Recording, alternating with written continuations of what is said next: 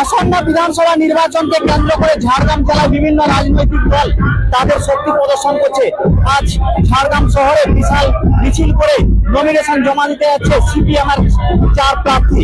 ঝাড়গ্রাম জেলার 4টি বিধানসভার সিপিএম পার্টির দলীয় প্রার্থীরা আজ ঝাড়গ্রাম শহরে বিশাল মিছিল করে ঝাড়গ্রাম জেলা শাসকের কার্যালয়ে তারা আজ নমিনেশন ফাইল জমা করবে।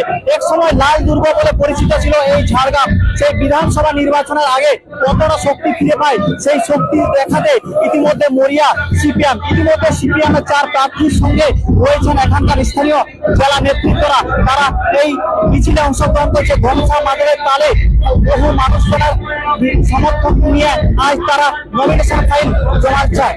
আমার চিত্র সাংবাদিককে বলবো এখানকার যে চিত্রটা, অর্থাৎ এখানে যে মানুষের যে ভিড়, সেই ভিড়টা দেখানোর কথা বলবো।